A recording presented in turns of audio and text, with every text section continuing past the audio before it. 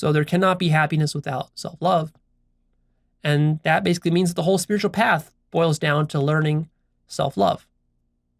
Self-love is the ultimate strength and the ultimate power. So this is how you judge the development level of a human being, is how deeply is he or she able to self-love. And it's really just as simple as that. But why is this the case? Why is self-love so powerful? Because it's the ultimate truth. It's not a feeling. It's not an emotion. It's an absolute. It's what reality is self-love.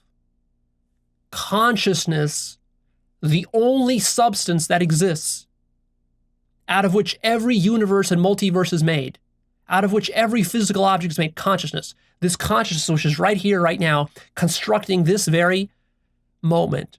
This consciousness is the same consciousness that's constructing all possible moments.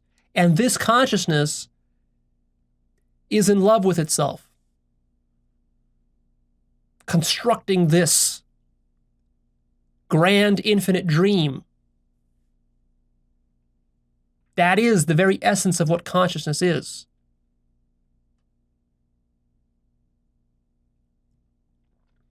Anything less than total self-love is falsehood, corruption, and delusion, separation and division and partiality and bias.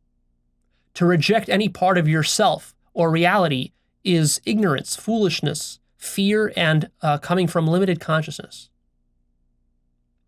So this infinite mind, which is God, which is this present moment and all possible moments that ever will or have occurred, this is what it is. It is pure consciousness. And God is equivalent to self-love. Now you might wonder why. Why would reality love itself? Leo, couldn't reality just be a physical thing? Why do you have to bring love into it? See, this is your question from the materialist paradigm. I get you. I understand the hesitation and the concern and the doubt. Here's why. What you don't understand is that reality has to be itself. A thing can't be itself and at the same time not be itself. It has to fully be itself. So really, to say that reality loves itself and that God is self-love, all that is being said is basically that A equals A. If we have A has to be A. A can't be B. A can't be C. A has to be A. So if we have all of reality as a whole, think of it as one particle. If we compress the entire universe into a single particle and we look at it from afar, which we can't do, but if we could, like this, that little dot that contains every possible thing that exists, that little dot is precisely what it is. A equals A. That dot is the dot. And that is the love. Because this little dot is occurring within consciousness. Consciousness, if it's fully conscious, has to be conscious of the fact that it's conscious and what it is to be conscious and everything that is within the contents of its consciousness. To be conscious is simply the unfolding of self-love.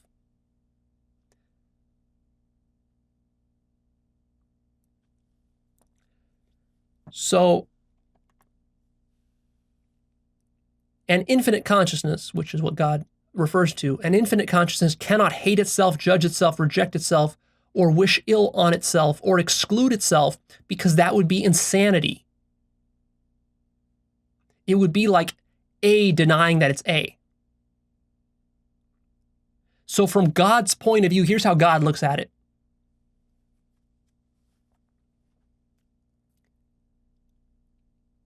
I am God. I am exactly what I am. I am a complete necessity, a complete tautology. I can't be anything other than what I am, which is infinite consciousness.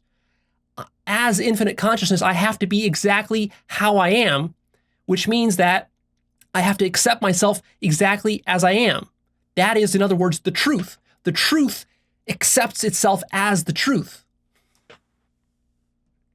See?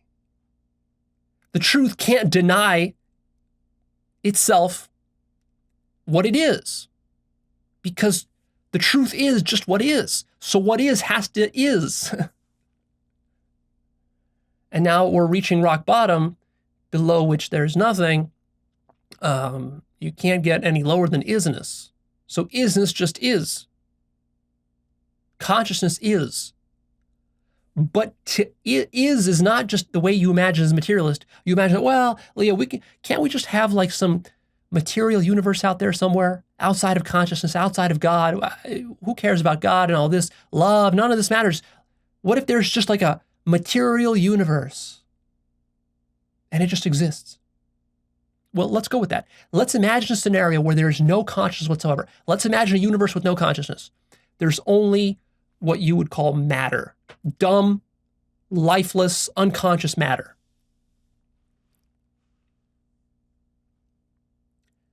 So what's going on here? You might have planets and stars and so forth, but no humans and no animals, let's say, for simplicity's sake. So in this situation that you're imagining, you just imagine that, well, that could just exist, right? It could just be like that with no consciousness, no love, nothing. There it is. No, you're wrong. Because the only reason you can imagine that is because it's happening in your consciousness.